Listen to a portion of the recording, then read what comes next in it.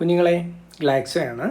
നമുക്കിന്ന് assistant prison officer എക്സാമിൻ്റെ ചോദ്യങ്ങളൊന്ന് discuss ചെയ്യാം. കുറച്ച് നല്ല ചോദ്യങ്ങൾ അതിൻ്റെ അകത്ത് ഇൻക്ലൂഡഡ് ആണ്. നമുക്കൊന്ന് നോക്കിയാലോ. ഒന്നാമത്തെ ചോദ്യം, ഒരു ക്ലോക്കിലെ മിനിറ്റ് സൂചിക്ക് 5 സെൻറ്റിമീറ്റർ നീളമുണ്ട്.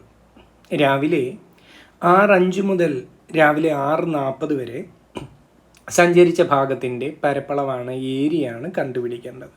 ഓക്കെ ആണോ എൻ്റെ കുട്ടികളെ?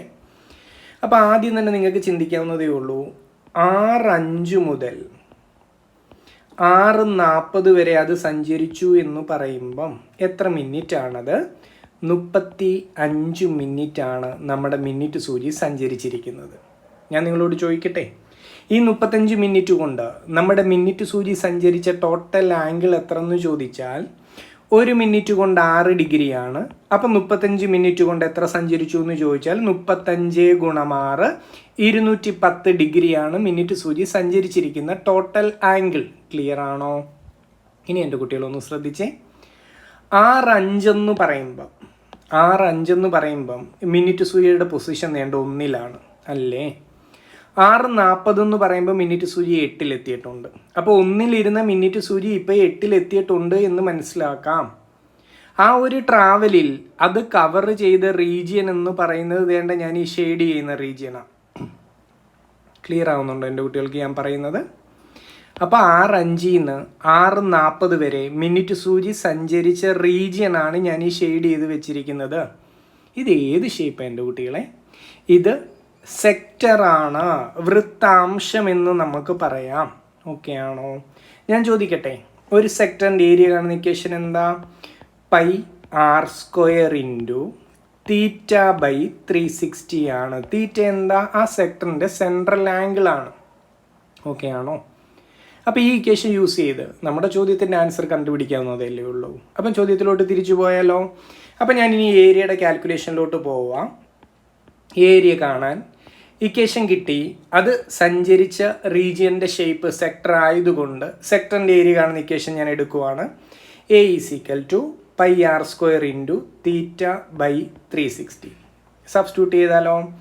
ചോയ്സ് ചെക്ക് ചെയ്താൽ അവിടെ ഒന്നും പൈയുടെ പ്രസൻസ് ഇല്ല. അപ്പം പൈക്ക് നമുക്ക് വില കൊടുക്കേണ്ടി വരും. പൈയുടെ വില 22/7 × 6 എന്ന് പറയുന്നത് മിനിറ്റ് സൂചിയുടെ നീളമാണ്. ഇവിടെ മിനിറ്റ് സൂചിയുടെ നീളം 5 സെൻറ്റിമീറ്റർ എന്ന് പറയുന്നുണ്ട്. അപ്പം നമുക്ക് 6², 5² 25 × തീറ്റ എന്ന് പറയുന്നത് സെൻട്രൽ ആംഗിൾ ആണ്. അത് നമ്മൾ ഓൾറെഡി കണ്ടുപിടിച്ച് വെച്ചു. മിനിറ്റ് സൂചി 210 ഡിഗ്രി സഞ്ചരിക്കും എന്നൊക്കെ നമ്മൾ ഓൾറെഡി കണ്ടുപിടിച്ച് വെച്ച് കഴിഞ്ഞു. അപ്പോൾ 210 / 360. ക്ലിയർ ആയോ എൻ്റെ കുട്ടികൾക്ക്? ഇനി നമുക്ക് ക്യാൻസലേഷൻ ആണ്. നമുക്ക് മുന്നോട്ട് പോവാം. 22/7 × 25 അവിടെ ഉണ്ട്. 210-നെയും 360-നെയും വെട്ടിക്കളയാം അല്ലേ കുഞ്ഞുങ്ങളെ? 0 0 ക്യാൻസലാണ്. പിന്നെ 21 36 വരും അല്ലേ? 3 വെച്ച് കട്ട് ചെയ്താൽ 21-നെ 3 വെച്ച് കട്ട് ചെയ്താൽ 7ആണ്. 36-നെ 3 വെച്ച് കട്ട് ചെയ്താൽ 12 ആണ്. ആ 7 വീണ്ടും വെട്ടിപ്പോവും. താഴെ ഒരു 7, മുകളിൽ ഒരു 7. ബാക്കി ആരൊക്കെയുണ്ട്? ബാക്കി ഒന്ന് എടുത്ത് ഇങ്ങോട്ട് എഴുതിക്കോട്ടെ. 22 × 25. താഴെ ആര് മാത്രമുണ്ട്? 12.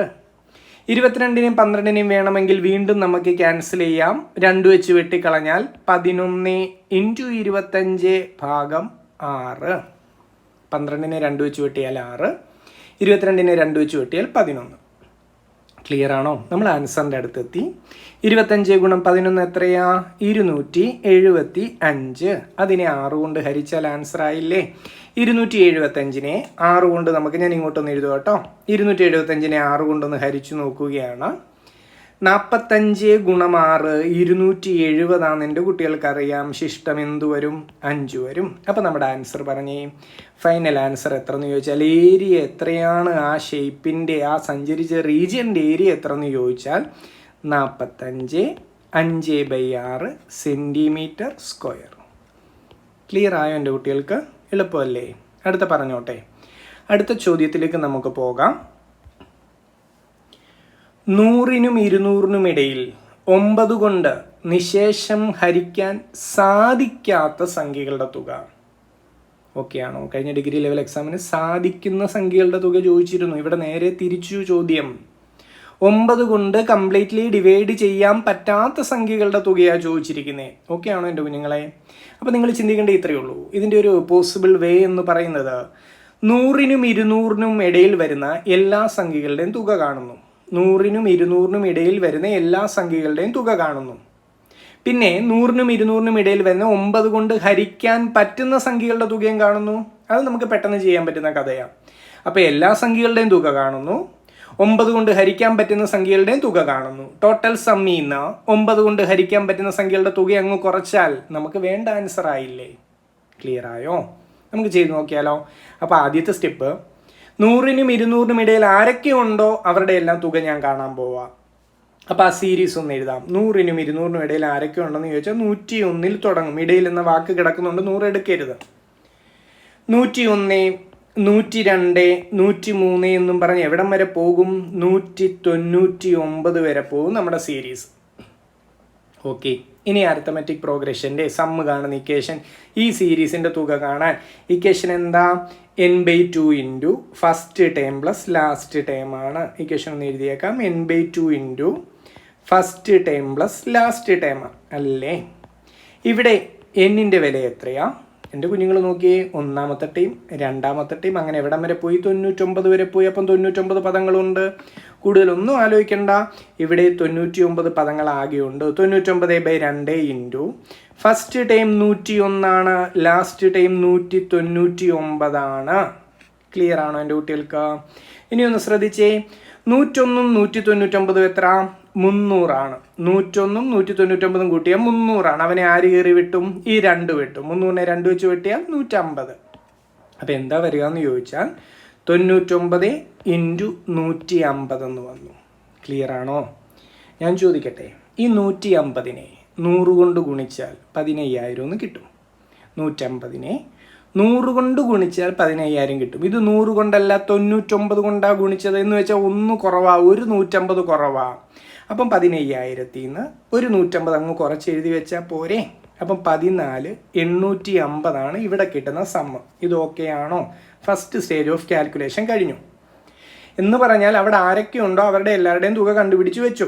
ഇനി സെക്കൻഡ് സ്റ്റേജ് എന്തെന്നാണ് ഞാൻ പറഞ്ഞത്? 9 കൊണ്ട് ഹരിക്കാൻ പറ്റുന്ന സംഖ്യകളുടെ തുക കാണാൻ പോവാം. എൻ്റെ കുട്ടികളൊന്ന് ചിന്തിച്ചു നോക്കി. 11 ഗുണം 9 99. അപ്പം അടുത്ത സംഖ്യ 12 ഗുണം 9 108 ആണ്. 100 കഴിഞ്ഞ് 9 കൊണ്ട് ഹരിക്കാൻ പറ്റുന്ന ആദ്യത്തെ ആൾ. അടുത്തത് 13 ഗുണം 9 117. അടുത്തത് 14 ഗുണം 9 126. എൻ്റെ ചോദ്യം അങ്ങനെ എവിടം വരെ പോകുമെന്നുള്ളതാണ്. അത് വേണമെങ്കിൽ ഇങ്ങനെ കണ്ടുപിടിക്കാം. 20 ഗുണം 9 നിങ്ങൾക്കറിയാം 180 ആണ്. 21 ഗുണം 9 അപ്പം 189. 22 ഗുണം 9 അപ്പം 198. അങ്ങനെ വേണമെങ്കിൽ കണ്ടുപിടിക്കാം. അപ്പം 198 വരെ പോകുന്നു. മനസ്സിലായി? വേറൊരു മെത്തേഡ് ഉണ്ട്, അതും കൂടെ ഞാൻ പറയാം, ശ്രദ്ധിച്ചേ. 200ന് താഴെ 9 കൊണ്ട് നിശേഷം ഹരിക്കാവുന്ന സംഖ്യ ആരെന്ന് കാണാം. 200നെ 9 കൊണ്ട് ഞാൻ ഹരിക്കുന്നു. 9 ഗുണം 2 18. വീണ്ടും 9 ഗുണം 2 18. ശിഷ്ടം എത്ര വന്നു? 2 വന്നു. അപ്പോൾ എന്ത് ചെയ്യണമെന്ന് വെച്ചാൽ 200ന് ശിഷ്ടം അങ്ങ് കുറച്ചാൽ മതി. 200ന് 2 കുറച്ച് 198. അങ്ങനെ എഴുതിയാലും മതി കേട്ടോ, നിങ്ങളുടെ ഇഷ്ടം. അപ്പോൾ എന്തായാലും സീരീസ് നമുക്ക് കിട്ടി. 108 തുടങ്ങി 198 തീരുന്ന ഒരു സീരീസാണത്. 9 കൊണ്ട് ഹരിക്കാൻ പറ്റുന്നവരുടെ സീരീസ്. അപ്പോൾ ഇവരുടെ തുക ഞാൻ കാണാൻ പോവാം. ഈ കേസ് എൻ്റെ ലെഫ്റ്റ് സൈഡ് എഴുതിയിട്ടുണ്ടല്ലോ. n/2 into first time plus last time ആണ്. ഒന്നും കൂടെ ഉറപ്പിക്കുന്നു, n/2 into first time plus last time. Okay, ഇനി എൻ്റെ കുട്ടികൾ പറ, n അറിയണം ഇവിടെ അല്ലേ? ഞാൻ ഒരു എളുപ്പമാർഗം പറയട്ടെ. നമുക്ക് വേണമെങ്കിൽ ഇക്വേഷൻ യൂസ് ചെയ്യാം. Last time minus first time divided by common difference plus 1 എന്നൊക്കെ പറഞ്ഞ് വേണമെങ്കിൽ ചെയ്യാം. നിങ്ങൾ ഇത്രയൊന്ന് ആലോചിച്ച്, ഇവിടെ ആകെ എത്ര സംഖ്യകളുണ്ട്? 99 സംഖ്യകളുണ്ട്. അതിൽ 9 കൊണ്ട് ഹരിക്കാവുന്ന എത്ര എണ്ണം ഉണ്ടെന്ന് ചോദിച്ചാൽ 11 എണ്ണം ഉണ്ട്. സിംപ്ലി അങ്ങനെ പറയരുതോ? ഒന്നും കൂടെ ഉറപ്പിച്ച്, ഇവിടെ ആകെ 99 സംഖ്യകളുണ്ട്. നമ്മൾ നേരത്തെ കണ്ടതാ. ഈ 99 സംഖ്യകളിൽ എത്ര പേരെ 9 കൊണ്ട് പൂർണ്ണമായി ഹരിക്കാൻ പറ്റുമെന്ന് കാണാൻ ജസ്റ്റ് ഒന്ന് 9 കൊണ്ട് ഹരിച്ചു നോക്കിയാൽ പോരെ. 11 പദങ്ങൾ. ഓക്കെ ആണോ? ഇല്ലെങ്കിൽ പിന്നെ ഇക്വേഷൻ യൂസ് ചെയ്യാം കേട്ടോ, നിങ്ങളുടെ ഇഷ്ടം. അപ്പോൾ ഇവിടെ ഞാൻ 11/2 ഇൻറ്റു ഫസ്റ്റ് ടൈം എത്രയോ കുട്ടികളെ? 108. ലാസ്റ്റ് ടൈമോ 198. രണ്ടുപേരെയും സബ്സ്റ്റിറ്റ്യൂട്ട് ചെയ്യുന്നു. അപ്പോൾ എന്താ വരിക? 11/2 ഇൻറ്റു 198 198 കൂട്ടിയാൽ 306 വരും. 306നെയും 2നെയും കൂടെ നമുക്ക് വെട്ടിക്കളയരുതോ, 153 വരും അല്ലേ? അപ്പം 11 ഗുണം 153 വന്നു. 11 ഗുണം 153 ചെയ്തു നോക്കണം. അതൊക്കെ എളുപ്പമല്ലേ? 11 കൊണ്ട് ഗുണിക്കുക എന്ന് വെച്ചാൽ എളുപ്പമുള്ള ഒരു ഏർപ്പാടാ. ഒരു 153 എഴുതുക, വീണ്ടും ഒരു 153 എഴുതുക. അപ്പോൾ ആൻസർ എത്ര? 1683 അവരുടെ സമ്മെന്ന് കിട്ടും. ഞാനങ്ങ് എഴുതിക്കോട്ടെ. അപ്പോൾ നമുക്ക് സമ്മ് കിട്ടി 1683. ഇത്രയും ഓക്കെയാണോ എൻ്റെ കുട്ടികൾക്ക്? ഇത് നമ്മുടെ സെക്കൻഡ് സ്റ്റേജ് ഓഫ് കാൽക്കുലേഷനാണ്. അപ്പോൾ ആദ്യത്തെ സ്റ്റെപ്പ് അവിടെ ആകെ ആരൊക്കെ ഉണ്ടോ അവരുടെ എല്ലാവരുടെയും കൂടെ തുക കണ്ടുപിടിച്ചു. രണ്ടാമത്തെ സ്റ്റെപ്പിൽ 9 കൊണ്ട് ഹരിക്കാൻ പറ്റുന്ന സംഖ്യകളുടെ മാത്രം തുക കണ്ടുപിടിച്ചു. നമുക്ക് 9 കൊണ്ട് ഹരിക്കാൻ പറ്റാത്ത സംഖ്യകളുടെ തുകയാണ് കാണേണ്ടത്. അപ്പം ഞാൻ എന്താ എൻ്റെ കുട്ടികളെ ചെയ്യണ്ടേ? ടോട്ടൽ സമ്മായ 14850 9 കൊണ്ട് ഹരിക്കാൻ പറ്റുന്ന സംഖ്യകളുടെ തുകയായ 1683 കുറച്ചെഴുതുന്നു. ഓക്കെ ആണോ കുഞ്ഞുങ്ങളെ? ഒന്ന് കുറച്ചാട്ടെ. 14 1 പോയാൽ 13, പിന്നെ 167. ഓക്കെ ആണോ? അപ്പോൾ ആൻസർ എത്ര? 13167. ഓക്കെ ആണോ? ക്ലിയർ ആയോ? എളുപ്പമല്ലേ? ഒരല്പം ലെങ്തി പ്രോസസ്സാണ്, എന്നാലും കുഴപ്പമില്ല, ചെയ്യാൻ പറ്റും. ഓക്കെ അല്ലേ? അടുത്ത പറഞ്ഞോട്ടെ. അടുത്ത ചോദ്യം തെറ്റായ സ്റ്റേറ്റ്മെൻറ്റ് കണ്ടുപിടിക്കാനാണ്. ഒരു 4 സ്റ്റേറ്റ്മെൻറ്റ് തന്നിരിക്കുന്നു. n ഒരു എണ്ണൽ സംഖ്യ ആയാൽ n³ മൈനസ് എന്നിനെ 6 കൊണ്ട് ഹരിക്കാൻ പറ്റുമെന്നും, n ഒരു എണ്ണൽ സംഖ്യ ആയാൽ 12n ഒറ്റയുടെ സ്ഥാനത്ത് ആര് വരുമെന്നും, n ഒരു ഒറ്റ സംഖ്യയാണെങ്കിൽ n² മൈനസ് 1 8 കൊണ്ട് ഹരിക്കാമെന്നും, ഒരൊറ്റ സംഖ്യയുടെ വർഗ്ഗം 4m+1 എന്ന രൂപത്തിൽ എഴുതാമെന്നും ആ ചോദ്യം പറയുന്നത്. ഓരോന്നായിട്ട് എടുത്ത് ചെക്ക് ചെയ്താലോ? ഓക്കെ, ആദ്യത്തെ 2 സ്റ്റേറ്റ്മെൻറ്റ് നോക്കാം, പിന്നെ അടുത്ത 2ലേക്ക് പോകാം. ഓക്കെ, n ഒരു എണ്ണൽ സംഖ്യ ആയാൽ n³ മൈനസ് എന്നിനെ 6 കൊണ്ട് ഹരിക്കാൻ പറ്റുമെന്ന്. അപ്പോൾ നിങ്ങൾ ചെയ്യേണ്ട ഏറ്റവും എളുപ്പമാർഗം എന്നിനൊരു വില അങ്ങിട്ട് കൊടുത്താൽ പോരെ. ഞാൻ എന്നിന് 4 എന്നൊരു വില കൊടുത്തു. ഓക്കെ, അപ്പം പറയൂ, n³ മൈനസ് n എത്ര വരുമെന്ന് ചോദിച്ചാൽ 4³ മൈനസ് 4 എന്ന് വരും. 4³ എത്ര? 64. 64ൽ നിന്ന് 4 പോയാൽ 60.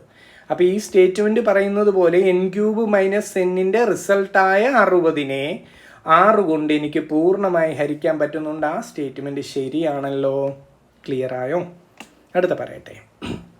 രണ്ടാമത്തെ സ്റ്റേറ്റ്മെൻറ്റിൽ പറയുന്നത് n ഒരു എണ്ണൽ സംഖ്യ ആയാൽ 12n ഒറ്റയുടെ സ്ഥാനത്ത് ചിലപ്പോൾ 0 അല്ലെങ്കിൽ 5 വരുമെന്ന്. അപ്പം 12n എന്നിന് എന്ത് വില വേണമെങ്കിലും കൊടുക്കാം. ഓക്കെ, 12n അകത്തെ ഒറ്റയുടെ സ്ഥാനം കാണാൻ ചോദ്യത്തിൽ ഒറ്റയെ മാത്രം എടുത്താൽ മതി. അപ്പോൾ 2n എന്ന് എടുക്കാം. ഓക്കെ ആണോ? എന്നിന് വിലകളൊന്ന് മാറ്റിയിട്ട് കൊടുത്തേ. ആദ്യം എന്നിന് ഞാൻ 1 വില കൊടുത്തു, എന്നിന് ഞാൻ 2 വില കൊടുത്തു, എന്നിന് ഞാൻ 3 വില കൊടുത്തു, എന്നിന് ഞാൻ 4 വില കൊടുത്തു, എന്നിന് ഞാൻ 5 വില കൊടുത്തു. മതി, ഒത്തിരി ഒന്നും വേണ്ട. 2:1 2 തന്നെയാ. 2² 4 ആണ്. 2:3 8 ആണ്. 2:4 16 ആണ്. 2:5 32 ആണ്. അപ്പം എൻ്റെ കുട്ടികൾക്ക് ഒരു കാര്യം ഇവിടുന്ന് മനസ്സിലാക്കാം. ചോദ്യത്തിൻ്റെ ഒറ്റയുടെ സ്ഥാനത്ത് 2 ആണെങ്കിൽ കിട്ടാൻ പോകുന്ന ആൻസറിൻ്റെ ഒറ്റയുടെ സ്ഥാനത്ത് 2, 4, 8, 6 ഒക്കെ വരുത്തുള്ളൂ. ക്ലിയർ ആണോ? അല്ലാതെ ഈ പറയുന്ന പോലെ 0, 5 ഒന്നും കയറി വരില്ല. രണ്ടാമത്തെ സ്റ്റേറ്റ്മെൻറ്റ് അവിടെ തെറ്റാണ് എൻ്റെ കുട്ടികളെ പറയുന്നത്. ക്ലിയർ ആയോ എൻ്റെ കുട്ടികൾക്ക് എങ്ങനെയാണ് ചെയ്തതെന്ന്? ശരി, ഇനി 2 സ്റ്റേറ്റ്മെൻറ്റും കൂടെ ചെക്ക് ചെയ്യാനുണ്ട്, അതും കൂടെ നോക്കാം. അതിൻ്റെ അകത്ത് അങ്ങനെ തെറ്റുണ്ടെങ്കിലോ? മൂന്നാമത്തെ സ്റ്റേറ്റ്മെൻറ്റ്, n ഒരു ഒറ്റ സംഖ്യ ആയാൽ n² മൈനസ് 1നെ 8 കൊണ്ട് ഹരിക്കാമെന്നാണ് പറയുന്നത്. അപ്പോൾ എന്നിനൊരു ഒറ്റ സംഖ്യ വിലയായിട്ട് കൊടുത്തു കഴിഞ്ഞാൽ 5 വിലയായിട്ട് കൊടുത്തു. നമുക്കറിയേണ്ടത് n² മൈനസ് 1ൻ്റെ കഥയാണ്. 5² മൈനസ് 1 എത്രയാ? 24. ഈ 24നെ 8 കൊണ്ടൊക്കെ പൂർണ്ണമായി ഹരിക്കാൻ പറ്റുമല്ലോ? പറ്റുന്നുണ്ട്. ആ സ്റ്റേറ്റ്മെൻറ്റും ശരിയാണ്. അടുത്തതെന്താ? ഒരു ഒറ്റ സംഖ്യയുടെ വർഗത്തിനെ 4m+1 എന്ന രൂപത്തിൽ എഴുതാം എന്നാണ് അവർ പറയുന്നത്. m ഒരു എണ്ണൽ സംഖ്യ, പൂർണ്ണ സംഖ്യ ആയിരിക്കണം. ഒരൊറ്റ സംഖ്യയുടെ വർഗ്ഗം ഈ n തന്നെ ആയിക്കോട്ടെ. ഇവിടെ n നമ്മൾ 5 എന്ന് എടുത്തു. അപ്പോൾ n-ൻ്റെ സ്ക്വയർ 25. 25നെ എങ്ങനെ എഴുതാമെന്ന ചോദ്യം പറയുന്നത്? 4m+1 എന്ന രൂപത്തിൽ എഴുതാമെന്നാ പറയുന്നേ. ശരിയാണോ? 25 = 4m+1 ആണെങ്കിൽ 4m എത്രാന്ന് ചോദിച്ചാൽ 25 - 1 24. അപ്പം m എത്ര? 24/4 6. ഒരു എണ്ണൽ സംഖ്യ തന്നെ എമ്മിൻ്റെ വിലയായിട്ട് വന്നില്ലേ, അല്ലാതെ അവിടെ ഡെസിമൽ പോയിന്റുകളൊന്നും കയറി വന്നിട്ടില്ല. അപ്പം ശരിയാണ്, ആ പറയുന്ന സ്റ്റേറ്റ്മെൻറ്റും അവിടെ ശരി തന്നെയാണ്. ഓക്കെ ആണോ കുഞ്ഞുങ്ങളെ? അപ്പം നമ്മൾ ഈ 4 സ്റ്റേറ്റ്മെൻറ്റ് കണ്ടതിൽ രണ്ടാമത്തത് മാത്രമേ തെറ്റുള്ളൂ, ബാക്കിയെല്ലാം അവിടെ ശരി തന്നെ. ക്ലിയർ ആയോ? മുന്നോട്ട് പോകാം നമുക്ക്. അടുത്ത ചോദ്യം. 275 സെൻറ്റിമീറ്റർ ക്യൂബ് വോളിയവും 25 സെൻറ്റിമീറ്റർ സ്ക്വയർ ബേസ് ഏരിയയുമുള്ള ഒരു ക്യൂബോയിഡിൻ്റെ ഉയരം എത്രയാണ് എന്നാണ് ചോദിച്ചിരിക്കുന്നത്. ചോദ്യം മനസ്സിലായോ? ബേസ് ഏരിയ തന്നിട്ടുണ്ട്, വോളിയം തന്നിട്ടുണ്ട്, ഹൈറ്റ് കാണണം. ഈ ചോദ്യത്തിലേക്ക് ഇക്വേഷനിലേക്കൊക്കെ എൻ്റർ ചെയ്യുന്നതിന് മുമ്പ് വോളിയം കാണുന്ന ബേസ് ലെവൽ ഇക്വേഷൻ എൻ്റെ കുട്ടികൾ അറിഞ്ഞിരിക്കുക. വോളിയത്തിൻ്റെ, അത് ഏത് ഷേപ്പാണെങ്കിലും വോളിയം കാണുന്നത് ആ ഷേപ്പിൻ്റെ ബേസ് ഏരിയയെ ഹൈറ്റ് കൊണ്ട് ഗുണിക്കുമ്പോഴാണ് മനസ്സിലാക്കി വെച്ചേക്കുക. വോളിയം കിട്ടുന്നത് എങ്ങനെയാണ്? ബേസ് ഏരിയയെ ഹൈറ്റ് കൊണ്ട് ഗുണിക്കുമ്പോഴാണ്. ഓക്കെ, ഇവിടെ വോളിയം എത്ര എന്ന് പറയുന്നു? 275 വോളിയം എന്ന് പറയുന്നു.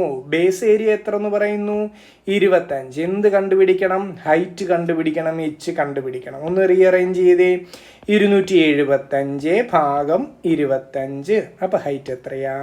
11 സെൻറ്റിമീറ്റർ. 275നെ 25 കൊണ്ട് ഹരിച്ചാൽ 11 സെൻറ്റിമീറ്റർ ആണ് ഇവിടെ ആ ക്യൂബോയിഡിൻ്റെ ഉയരം എന്ന് പറയുന്നത്. ഓക്കെ അല്ലേ കുഞ്ഞുങ്ങൾ? മുന്നോട്ട് പോയാലോ നമുക്ക്. അടുത്ത ചോദ്യം ശ്രേണി കംപ്ലീറ്റ് ചെയ്യാനാണ്. നമുക്ക് ഫസ്റ്റ് ആൽഫബറ്റ് മാത്രം ഒന്ന് ചെക്ക് ചെയ്തേ. ആദ്യം കിടക്കുന്നത് ബി ആണ്, പിന്നെ അത് ഡി ആയി, പിന്നെ അത് എഫ് ആയി, പിന്നെ അത് എച്ച് ആയി. കണക്ഷൻസ് നോക്കിയേ. ഇതിൻ്റെ ഇടയ്ക്ക് ഒരാളെ മിസ് ചെയ്തു, സി എ മിസ് ചെയ്തു, അല്ലെങ്കിൽ സി എ സ്കിപ്പ് ചെയ്തിട്ടാണ് ഡി എഴുതിയിരിക്കുന്നത്. ബി കഴിഞ്ഞു സി എ സ്കിപ്പ് ചെയ്ത് ഡി എഴുതി, ഡി കഴിഞ്ഞ് ഇ എ സ്കിപ്പ് ചെയ്ത് എഫ് എഴുതി, എഫ് കഴിഞ്ഞ് ജി എ സ്കിപ്പ് ചെയ്തിട്ട് എച്ച് എഴുതി. അപ്പോൾ അടുത്ത എന്താ? എച്ച് കഴിഞ്ഞ് ഐ എ സ്കിപ്പ് ചെയ്തിട്ട് നമ്മളുടെ ആൻസറിൻ്റെ ആദ്യത്തെ ആൽഫബറ്റ് ആരെന്ന് ചോദിച്ചാൽ അത് ജെ ആയിരിക്കുമെന്ന് ഉറപ്പിക്കാം. ക്ലിയർ ആണോ കുഞ്ഞുങ്ങളെ? ജെയിൽ തുടങ്ങുന്ന 2 ചോയ്സുകളെ അവിടെ ഉള്ളൂ. എന്നാലും രണ്ടാമത്തതും കൂടെ കിട്ടിക്കഴിഞ്ഞാൽ നമുക്ക് ആൻസർ കൺഫേം ചെയ്യാൻ പറ്റും. ഓക്കെ, അപ്പം ജെയിൽ തുടങ്ങുന്ന ആൻസർ എഴുതേണ്ട ഇതൊക്കെ. ബി എന്ന ചോയ്സും ഡി എന്ന ചോയ്സും ഏതോ ഒന്ന് നമ്മുടെ ആൻസറാണ്. ഇനി അടുത്ത കണക്ഷൻ നോക്കുക. രണ്ടാമത്തെ ആൽഫബറ്റിൻ്റെ കണക്ഷൻ ചെക്ക് ചെയ്യാൻ പോവുകയാണ്. ജെ ആണ്. അടുത്ത ടൈമിൽ വന്നപ്പോൾ അത് കെ ആയി, അടുത്ത ടൈമിൽ അത് എം ആയി, അടുത്ത ടൈമിൽ അത് പി ആയി. ഓക്കെ ആണോ കുഞ്ഞുങ്ങളെ? അപ്പം നിങ്ങളിവിടെ വേണമെങ്കിൽ ഇവരുടെ റിലേഷൻ ഒന്നും നോക്കാതെ നിങ്ങൾക്കൊരു കഥ പറയാൻ പറ്റും. ജെ കഴിഞ്ഞാണ് കെ വരുന്നത്, കെ കഴിഞ്ഞാണ് എം വരുന്നത്, എം കഴിഞ്ഞാണ് പി വരുന്നത്, അല്ലേ? അപ്പം പി കഴിഞ്ഞ് വരുന്ന ഒരു ആൽഫബറ്റേ സെക്കൻഡ് ടൈം ആയിട്ട് വരത്തുള്ളൂ. പി കഴിഞ്ഞ് വരണം. പിക്ക് മുന്നേയാണ് ഐ വരുന്നത്, പി കഴിഞ്ഞ് വരുന്ന ടി ആ. നമുക്ക് ഉറപ്പിക്കാം ആൻസർ ഇവിടെ ഡി എന്ന ചോയ്സാന്ന് ഇവിടുന്ന് ഉറപ്പിക്കാം, അല്ലേ? ഇല്ലെങ്കിൽ പിന്നെ റിലേഷൻ നോക്കിയാലും തെറ്റില്ല. റിലേഷൻ നോക്കുമ്പോൾ എന്താ? ജെയുടെ തൊട്ടടുത്ത ആളാണ് കെ. അടുത്തത് കെയിന്ന് ഒരാളെ സ്കിപ്പ് ചെയ്തിട്ട് എം എടുത്തു. അപ്പോൾ ഇവിടെ സ്കിപ്പിംഗ് ഒന്നും നടന്നില്ല. ഇവിടെ കെയുടെ ഒരാളെ സ്കിപ്പ് ചെയ്തിട്ട് എം എടുത്തു, പിന്നെ എം എൻ ഒ 2 പേരെ സ്കിപ്പ് ചെയ്തിട്ട് പി എടുത്തു. അപ്പം പി ക്യു ആർ എസ് 3 പേരെ സ്കിപ്പ് ചെയ്തിട്ട് ടി എടുക്കും. ഓക്കെ ആണോ? അപ്പോൾ നമ്മുടെ answer J T N. Okay ആണോ എൻ്റെ കുഞ്ഞുങ്ങൾ? എളുപ്പമല്ലേ? അടുത്ത പറഞ്ഞോട്ടെ. അടുത്ത ചോദ്യം. ഇവിടെ ഇവർ തമ്മിലുള്ള റിലേഷൻ എന്ത് എക്സിസ്റ്റ് ചെയ്യുന്നു എന്നാണ് അറിയേണ്ടത്. നമുക്കൊന്ന് നോക്കിയാലോ. ആദ്യം അവർ പറയുന്നത് 86 + 52 5 എന്നാണ്. ഞാൻ എൻ്റെ കുട്ടികളോട് പറയുന്നത് 86 + 52 5 എന്ന്. അതെങ്ങനെയെന്ന് ചോദിച്ചാൽ 8ഉം 6ഉം തമ്മിലുള്ള വ്യത്യാസം. 8ഉം 6ഉം തമ്മിലുള്ള വ്യത്യാസം എത്ര? 2. 5ഉം 2ഉം വ്യത്യാസം എത്ര? 3. ഇവന്മാരെ കൂട്ടിയാണ് 5 എന്ന ആൻസറിൽ എത്തിയിരിക്കുന്നത്. ഓക്കെ ആണോ? എന്നാൽ അതേപോലെ ഒന്ന് അടുത്ത പറഞ്ഞു നോക്കി. ഇതേണ്ട ഇവർ 2 പേര് 63 72. 6ഉം 3ഉം തമ്മിലുള്ള വ്യത്യാസം 3 ആണ്. 72ൽ 7ഉം 2ഉം തമ്മിലുള്ള വ്യത്യാസം 5 ആണ്. ഈ 5ഉം 3ഉം കൂട്ടിയാണ് 8 എന്ന ആൻസർ അവിടെ എടുത്തിരിക്കുന്നത്. അങ്ങനെങ്കിൽ നമുക്ക് കാണേണ്ടതിലോട്ട് വരാം. നമുക്ക് 83 + 72 അറിയണം. പറ എൻ്റെ കുട്ടികൾ. 8ൽ നിന്ന് 3 കുറച്ചാൽ 5, 7ൽ നിന്ന് 2 കുറച്ചാലും 5. ഇവന്മാരെ തമ്മിൽ കൂട്ടുന്നു, നമ്മൾ ആൻസർ എടുക്കുന്നു. നമ്മുടെ ആൻസർ 10. ഈസി ആയിരുന്നു, എളുപ്പമുള്ളൊരു കോഡിങ് ആയിരുന്നു. ഓക്കെ അല്ലേ? അടുത്ത പറഞ്ഞോട്ടെ. അടുത്ത ചോദ്യം. ഓക്കെ, ഏറ്റവും അകത്തെ ബ്രാക്കറ്റിൽ നിന്ന് സ്റ്റാർട്ട് ചെയ്യാം. ആദ്യം ഡിവിഷനാണ് ചെയ്യേണ്ടത്. അപ്പോൾ ഇവിടെ ഒന്ന് ശ്രദ്ധിച്ചേ, ആദ്യം ഞാൻ ഡിവിഷൻ ചെയ്യും. 18 ഡിവൈഡഡ് ബൈ 9 ചെയ്യും, അത് 2 വരുമെന്ന് നിങ്ങൾക്കറിയാം. അത് കഴിഞ്ഞ് എന്താ ചെയ്യണ്ടേ? മൾട്ടിപ്ലിക്കേഷനാണ് ചെയ്യണ്ടേ, 2 ഗുണം 3 ചെയ്യേണ്ടത്, അത് 6 വരുമെന്ന് നിങ്ങൾക്കറിയാം അല്ലേ? ഞാൻ അങ്ങ് എഴുതിക്കോട്ടെ എങ്കിൽ. അപ്പോൾ ഈ തന്ന കഥകളെല്ലാം ഞാനൊന്ന് എഴുതുക. ഇവിടെ ഒരു 34 ഉണ്ട്. 34 മൈനസ് 20 ഡിവൈഡഡ് ബൈ ബ്രാക്കറ്റ് ഉണ്ട്, ബ്രാക്കറ്റ് ഇടാം, 5 പ്ലസ്. ഇനി അകത്തെ ബ്രാക്കറ്റിലെ കഥയാണ് 17 മൈനസ് 2 ഗുണം 3 6 പ്ലസ് 18 9 കൊണ്ട് ഹരിച്ചപ്പോൾ നമുക്ക് എത്ര കിട്ടിയായിരുന്നു? 2 കിട്ടിയായിരുന്നു, -3. ഇത് ഇത്ര അകത്തെ ബ്രാക്കറ്റ് കിടക്കുക. ഓക്കെ ആണോ കുഞ്ഞുങ്ങളെ? പിന്നെ +10 അങ്ങനെയാണ് കിടക്കുന്നത്. ഇവിടെ ഒരു ബ്രാക്കറ്റും കൂടെ ഉണ്ട്, ഒരു സ്ക്വയർ ബ്രാക്കറ്റും കൂടെ കിടപ്പുണ്ട്, മറക്കണ്ട. ഓക്കെ, പ്രൊസീഡ് ചെയ്യാം. 34 മൈനസ്, എൻ്റെ കുട്ടികളൊന്ന് പറഞ്ഞേ, 20 ഡിവൈഡഡ് ബൈ 5 പ്ലസ് അകത്തെ കഥകളൊന്ന് പറഞ്ഞേ. 17 2 19 -6 -3 -9 19 9 പോയാൽ 10. ഒന്നും കൂടെ 17 2 19 19 3 പോയാൽ 16 16 6 പോയാൽ 10. അപ്പോൾ ഈ ബ്രാക്കറ്റിൻ്റെ റിസൾട്ട് 10 വരെ ഞാൻ എഴുതിക്കോട്ടെ. 10 + 10, പുറത്തൊരാൾ കിടപ്പുണ്ടല്ലോ, 10. ഓക്കെ, ഇനി നമുക്ക് പ്രൊസീഡ് ചെയ്യാം. 34 മൈനസ് 20നെ 5 കൊണ്ട് ഹരിച്ച 4 ആണ്, 4 + 10 + 10. ബ്രാക്കറ്റിൻ്റെ അകത്ത് എത്ര വരും? 34 മൈനസ് 10 10 24 24. നമ്മുടെ ആൻസർ എത്രയാ? 34 24 കുറച്ചാൽ 10. ക്ലിയർ ആയോ? എളുപ്പമല്ലേ? അടുത്ത പറഞ്ഞോട്ടെ. x - 1/xൻ്റെ വില 3. x not is equal to 0 എന്നും പറയുന്നുണ്ട്. അങ്ങനെയെങ്കിൽ x⁴ + 1/x⁴ വില കണ്ടുപിടിക്കണം. ഷോർട്ട് കട്ട് ഞാൻ പറഞ്ഞോട്ടെ. ഡയറക്റ്റ് മെത്തേഡ് a - b ആണ് തന്നിരിക്കുന്നത്. നിങ്ങൾ a-b² വെച്ച് എക്സ്പാൻഡ് ചെയ്തിട്ട് അവിടെ നിന്ന് a² + 1/b² കാണുന്നു. അങ്ങനെയൊക്കെയാണ് ചെയ്യണ്ടേ. തൽക്കാലം ഞാൻ അങ്ങോട്ടൊന്നും പോകുന്നില്ല. എൻ്റെ കുട്ടികളൊന്ന് ശ്രദ്ധിക്കുക. x - 1/xൻ്റെ വില 3 എന്ന് പറയുന്നു. എങ്കിൽ ഞാൻ ആദ്യം കണ്ടുപിടിക്കാൻ പോകുന്ന വാല്യൂ x² + 1/x². അതെങ്ങനെയെന്ന് ചോദിച്ചാൽ എൻ്റെ കുട്ടികൾ ചെയ്യേണ്ടത് ഈ 3നെ അങ്ങ് സ്ക്വയർ ചെയ്യണം. 3നെ സ്ക്വയർ ചെയ്യുമ്പം 9 അല്ലേ? ഇനി നിങ്ങൾ നോക്കേണ്ടത് ഇവിടെ ചിഹ്നം എന്താണെന്ന് നോക്കണം. ഇവിടെ ചിഹ്നം മൈനസാ, അതിൻ്റെ ഓപ്പോസിറ്റ് ചിഹ്നം ഇങ്ങോട്ട് ഇടണം. 9 + 2 എപ്പോഴും കോൺസ്റ്റൻ്റ് ആട്ടോ. 2 ഇട്ട് കൊടുക്കും. അപ്പോൾ എത്ര കിട്ടും? 11 x² + 1/x² വില നീട്ടി. ഒരിക്കൽ കൂടി പറഞ്ഞേ, x - 1/xൻ്റെ വില തന്നിട്ടുണ്ട്, അവനെ സ്ക്വയർ ചെയ്യുന്നു. ഇവിടെ മൈനസ് ആയതുകൊണ്ട് പ്ലസ് ഇടുന്നു, 2 കൂട്ടുന്നു. അപ്പം നമുക്ക് 11 എന്ന റിസൾട്ട് ചെയ്യാം. അത് ആരുടെ വിലയാ? x² + 1/x² വിലയാണ്. ഇനി ഇവിടെ നിന്നുകൊണ്ട് ഞാൻ x⁴ + 1/x⁴ വില കാണാൻ പോവാം. അതിനെൻ്റെ കുട്ടികൾ ചെയ്യേണ്ടത്, ഈ കിട്ടിയ റിസൾട്ട് ഉണ്ടല്ലോ, 11 എന്നൊരു റിസൾട്ട് കിട്ടിയില്ലേ, അതിൻ്റെ സ്ക്വയർ. 11ൻ്റെ സ്ക്വയർ എത്രയാ? 121. ആ റിസൾട്ടിൽ നിന്ന് നിർബന്ധമായും 2 കുറയ്ക്കുക. എപ്പോഴും 2 കുറയ്ക്കുക തന്നെയാണ് ചെയ്യേണ്ടത്. ഇവിടെ മൈനസ് വന്നാലോ ഇവിടെ പ്ലസ് വന്നാലോ ഒന്നും അതിനെ ബാധിക്കുന്നില്ല. ഇവിടെ എപ്പോഴും നിങ്ങൾ 2 കുറച്ചേക്കണം. ഓക്കെ ആണോ? ആദ്യത്തെ സ്റ്റെപ്പിൽ കൂട്ടണോ കുറയ്ക്കണോ എന്ന് ചിഹ്നം നോക്കിയാണ് തീരുമാനിച്ചത്. രണ്ടാമത്തെ സ്റ്റെപ്പിൽ നിർബന്ധമായും എൻ്റെ കുട്ടികൾ കുറച്ചേ പറ്റത്തുള്ളൂ. അപ്പോൾ നമ്മുടെ ആൻസർ എത്ര? 119. ഒരിക്കൽ കൂടി ഓർമ്മിപ്പിക്കുന്നു, 3നെ സ്ക്വയർ ചെയ്യുന്നു. ഇവിടെ മൈനസ് ആയതുകൊണ്ട് പ്ലസ് ഇട്ടിട്ട് 2 കൂട്ടി. അപ്പോൾ 9 2 11. ഇനി 11നെ സ്ക്വയർ ചെയ്യുന്നു. ആ കിട്ടിയ ആൻസറിൽ നിന്ന് എപ്പോഴും 2 കുറയ്ക്കുക തന്നെയാണ് വേണ്ടത്. 2 കുറച്ച് 119 ആൻസർ. മനസ്സിലായോ? ഡീറ്റെയിൽ ആയിട്ട് ഡയറക്റ്റ് മെത്തേഡിലൊന്നും ചെയ്ത് സമയം കളയണ്ട. ഈ ഷോർട്ട് കട്ട് ഒന്ന് പഠിച്ചു വെച്ചാൽ മതി, എളുപ്പമാണ്. അടുത്ത പറയട്ടെ. കോഡിംഗ് ആണ്. എൻ്റെ കുട്ടികളൊന്ന് ശ്രദ്ധിച്ചേ. വലിയൊരു കോഡാണ് പ്രോഗ്രസ്സിന് വേണ്ടി അവർ ഉണ്ടാക്കിയിട്ടിരിക്കുന്നത്. നിങ്ങൾക്ക് ചെക്ക് ചെയ്താൽ പെട്ടെന്ന് കിട്ടും. ഇവിടെ കണക്ഷൻ പോയിരിക്കുന്നത് PA എന്തായാലും കോഡ് ചെയ്തപ്പം ഒറ്റ ലെറ്ററിലേക്കല്ല, 2 ആൽഫബറ്റിലേക്കാണ് കോഡിങ് നടന്നത്. അപ്പം പിയുടെ കോഡാണ് OQ എന്ന് മനസ്സിലാക്കുക. എങ്ങനെ വന്നത്? പിയുടെ ലെഫ്റ്റ് സൈഡിലോ റൈറ്റ് സൈഡിൽ Q, അത്രയേ ഉള്ളൂ. അടുത്തതും കൂടെ ഒന്ന് ഉറപ്പിക്കാം. ആറിനെ കോഡ് ചെയ്തിരിക്കുന്നത് QS എന്ന. 6ൻ്റെ ലെഫ്റ്റ് സൈഡിൽ Q, റൈറ്റ് സൈഡിൽ S. ഒന്നും കൂടെ നോക്കണോ? ഒയെ കോഡ് ചെയ്തിരിക്കുന്ന NP എന്ന അല്ലേ? ഒയുടെ ലെഫ്റ്റ് സൈഡിൽ N, റൈറ്റ് സൈഡിൽ P. അപ്പോൾ അത് തന്നെ പരിപാടി. നമുക്ക് കൈറ്റിനെ കോഡ് ചെയ്യണം. അപ്പോൾ ആദ്യം കെയെ കോഡ് ചെയ്യാം. കെയുടെ ലെഫ്റ്റ് സൈഡിൽ J ആണ്, റൈറ്റ് സൈഡിൽ L ആണ്. അപ്പം JL സ്റ്റാർട്ട് ചെയ്യും നമ്മുടെ ആൻസർ എന്ന് ഉറപ്പിക്കാം. ലാസ്റ്റ് 2 ചോയ്സുകളെ ഡിലീറ്റ് ചെയ്യാം. ഒന്നെങ്കിൽ A നമ്മുടെ ആൻസർ, അല്ലെങ്കിൽ B നമ്മുടെ ആൻസർ. എയിലും ബിയിലും ആദ്യത്തെ 4 പദങ്ങൾ സെയിമാണ്. അപ്പം പിന്നെ അങ്ങോട്ട് നോക്കിയിട്ട് കാര്യമില്ല. ഈ മൂന്നാമത്തെ പദത്തിനെ കോഡ് ചെയ്യുന്നത് എങ്ങനെയെന്ന് നോക്കിയാൽ നിങ്ങൾക്ക് ആൻസർ കിട്ടും. കാരണം അവിടെ മാത്രം ആ 2 ചോയ്സും തമ്മിൽ ചേഞ്ച് കിടക്കുന്നു. ഒരിടത്ത് US കിടക്കുന്നു, ഒരിടത്ത് SU കിടക്കുന്നു. അപ്പം കൈറ്റിൻ്റെ അകത്ത് ഐയെ കോഡ് ചെയ്ത് സമയം കളയണമെന്നില്ല, ടിയെ കോഡ് ചെയ്ത് നോക്കുക. ഓക്കെ ആണോ? ടിക്ക് മുമ്പ് S, ടി കഴിഞ്ഞ് U. അപ്പം നമ്മുടെ ആൻസർ B ആണ്.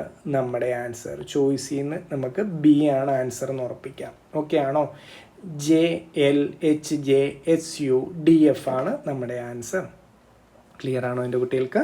മുന്നോട്ട് പോയിക്കോട്ടെ. അടുത്ത ചോദ്യം. ഒരു വൃത്തത്തിൻ്റെ വൃത്തപരിധി, സർക്കംഫറൻസ്, പരപ്പളവ്, വിസ്തീർണവും തുല്യമെന്നാണ് പറയുന്നത്. അപ്പം സർക്കംഫറൻസും ഏരിയയും തുല്യമെന്നാണ് പറയുന്നത്. ഓക്കെ ആണോ? സർക്കംഫറൻസിൻ്റെ ഇക്വേഷൻ പറ.